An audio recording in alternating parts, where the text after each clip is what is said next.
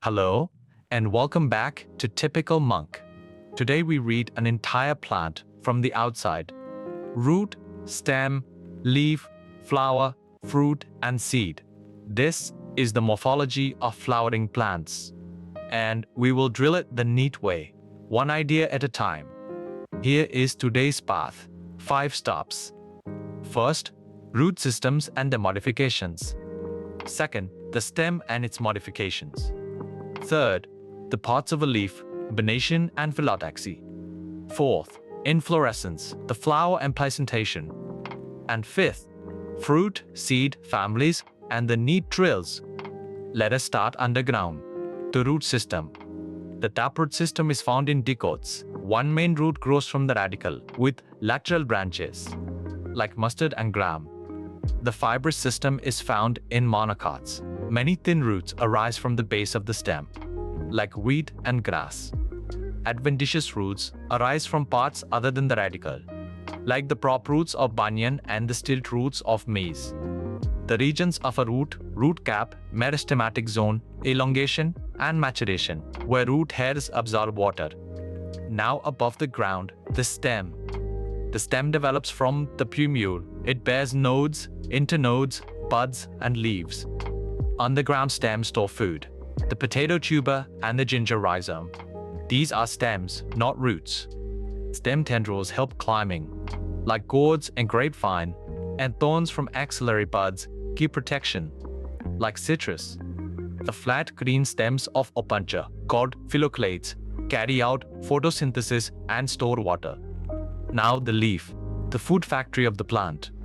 A typical leaf has 3 parts: the leaf base, the pistil, and the flat lamina. Venation, a reticulate net in dicots, and parallel veins in monocots. A simple leaf has 1 lamina. A compound leaf splits into leaflets: pinnate, like neem, and palmate, like silk cotton. Phyllotaxy, the pattern of leaves on the stem, alternate, opposite, or walled. Now the reproductive shoot, the flower, and its inflorescence. In racemose, the main axis keeps growing and flowers open from the bottom up, that is acropetal. In cimose, the axis ends in a flower. A flower has 4 whorls: the calyx, made of sepals, the corolla, made of petals, the androecium, and the gynoecium. Number 3, actinomorphic, that is radial, like mustard, or zygomorphic, that is bilateral, like pea. Placentation, how the ovules attach: marginal, axial, parietal, free central, and basal. Now from the seed all the way to the family. The fruit develops from the ovary after fertilization. Its wall, the pericarp, has an epicarp, a mesocarp, and an endocarp. Mango is a drupe. A dicot seed has a seed coat and an embryo with 2 cotyledons. Pea is non-endospermic.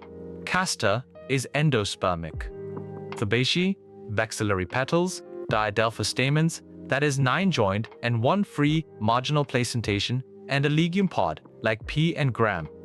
Solanaceae, axial placentation, a superior ovary, and a berry, like potato, tomato, and brinjal. Now the high-yield pointers. The facts need turns into questions. 1. The taproot forms from the radicle, in dicots, the fibrous root from the stem base, in monocots, and the adventitious root from elsewhere. 2. The potato is a stem, a tuber, and a sweet potato is a root. That is the classic trap. No. 3. Racemose means acapetal, with older flowers at the base. Cymose means a flower at the tip, bisepetal. 4. Vexillary aestivation and diadelphous stamens point to Fabaceae. 5. Mango and coconut are drupes. The hard part is the endocarp. Now the first drill: assertion and reason. Each time ask, is A true? Is R true? And does R explain A? First, A. The taproot system is characteristic of dicot plants. R. The taproot develops directly from the radicle. Both true, and R correctly explains A, so the answer is A. Second, a potato tuber is a modified root. It stores food for the plant. Here, A is false, because it is a stem, but R is true. So the answer is D. Third, A in a racemose inflorescence. The main axis keeps growing. R, its flowers are born in apical succession. Both true, and R explains A. So the answer is A.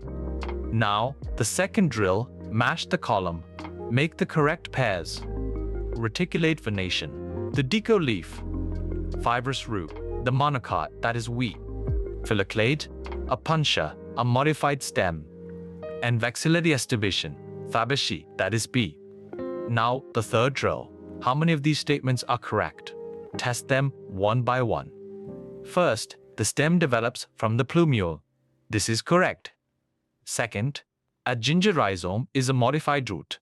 This is wrong, because it is a stem. Third, mango is a drupe fruit. This is correct. So the correct statements are two. That is, the first and the third. Now let us clear the errors that students fall into. Myth: potato and sweet potato are both modified roots. Truth: the potato is a stem tuber. The sweet potato is a true root. Myth: a compound leaf means many leaves crowded at one node. Truth: it is one leaf split into leaflets. The axillary bud sits at the leaf base only. Now test yourself. Answer each one before it appears on screen. Think of the answer first. That is how strong NEET recall is built. Question 1. The root system in monocots? The answer: fibrous. Question 2. The potato is a modified what? Question 3. The venation in dicoleaves? Reticulate. Question 4. The estivation in a pea flower? Vexillary. Question 5. What type of fruit is mango? Let us gather it all in one breath. Roots, taproot in dicots, fibrous in monocots, and adventitious from elsewhere. Stem modifications: tuber, rhizome, tendril, thorn, and phylloclade. Leaf, leaf base, petiole, lamina, and reticulate versus parallel venation. Flower, four walls, actinomorphic versus zygomorphic, and the types of placentation. Fruit from the ovary, seed from the ovule, and the features of Fabaceae and Solanaceae. Next class, the structure inside the plant, tissues and tissue systems. See you there. You have now read an entire plant from root to seed and named its family. Be proud of that, one idea at a time, with a calm mind, and you will surely crack NEET. This is typical monk. Every class, always free.